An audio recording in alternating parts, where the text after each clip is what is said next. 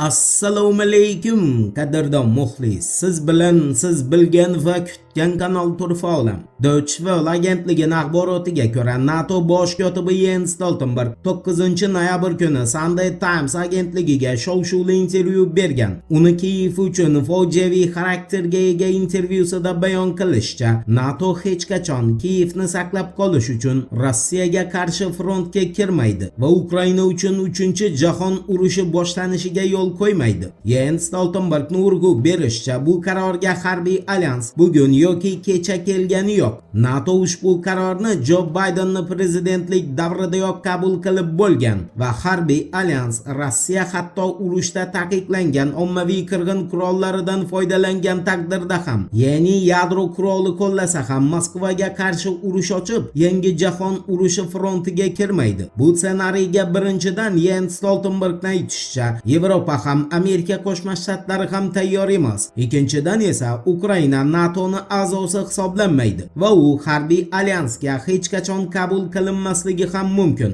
Sababi Rossiya bunga yo'l qo'ymaydi. NATO bosh kotibi Jens Stoltenbergning gaplariga esa tushundi. Endi NATOning sobiq qo'mondonlaridan biri Marko Bertalinini Ukraina urushini yakuni bo'yicha bildirgan fikrlariga o'tamiz. E'tiborli bo'ling. Politico agentligining axborotiga ko'ra, NATOning sobiq qo'mondonlaridan sanalgan general Marko Bertalini 9-noyabr kuni o'zining X'dagi sahifasida Rossiya va Ukraina o'rtasidagi urushga o'zgacha izoh bergan. Marko Bertaliniga ko'ra, Ukraina hududidagi urush 100% Rossiyaning g'alabasi bilan topadi va bu NATO uchun yirik mag'lubiyat hisoblanadi. Ammo bu bilan Yevropa va Rossiya o'rtasidagi urush tugamaydi. Sobiq general Marko Bertaliniga ko'ra, Bryussel va Moskva o'rtasidagi urush ikki tomondan biri butunlay yo'q qilingandan keyingina to'xtashi mumkin. Bir so'z bilan aytganda, qarama-qarshilikka nuqtani yo NATO yoki Rossiyani butunlay yo'q qilinishi qo'yib beradi. Boisi general Marko Bertalinining bildirishicha,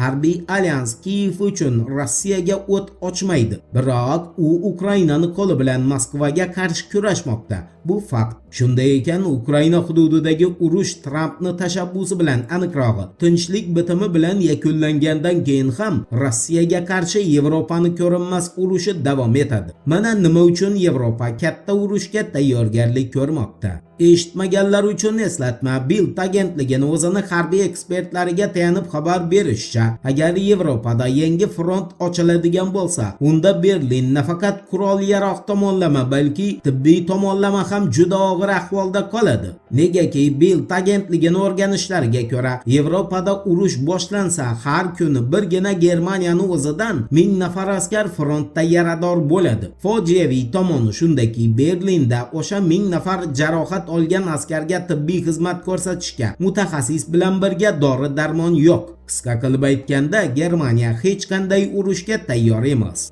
Endi Ukrainaning Chernigov viloyatida yuzaga kelgan elektr energiyasi tanqisligi muammosiga oid xabarga to'xtalamiz. Diqqat bilan eshiting. Union agentligining axborotiga ko'ra, 9-noyabr kuni Rossiya yana Kinjal raketalari orqali Chernigov viloyatidagi eng yirik Clear Energy kompaniyasiga qarashli bo'lgan issiqlik energiya stansiyasiga zarba bergan. Natijada 2016-yilda qurib ishga tushirilgan energiya stansiyasi vayron bo'lgan va kompaniyaning Chernigovdagi boshqaruvchisi Andrey Grinenkoning bildirishicha, Kiyevda mazkur elektrostansiyani ta'mirlash uchun pul yo'q. Halokatli tomoni shundaki, Rossiya 25-oktyabr kuni Kramatorskdagi shu turdagi elektr stansiyalarni ham yo'q qilgan. Bu esa qish faslida butun Ukrainada elektr energiyasi bo'yicha jiddiy muammo yuzaga kelishidan daraklik beradi. Eslatib o'tamiz, Ukraina poytaxti Kiyev allaqachon elektr energiyasi muammosi bilan to'qnash kela boshladi. Sababi 9-noyabr kuni Kiyevdagi prezident qarorgohida Vladimir Zelenskiyning Guardian agentligi muxbiri bilan intervyusi davomida Ukraina prezidenti qarorgohi Rossiyaning zarbasidan keyin vaqtinchalik elektr energiyasidan uzilib qolgan. Guardian agentligi muxbiri esa bu holatni dahshat deya izohlagan. Voqealar rivojini birgalikda kuzatamiz. Turfa olam bilan qoling. Siz kutgan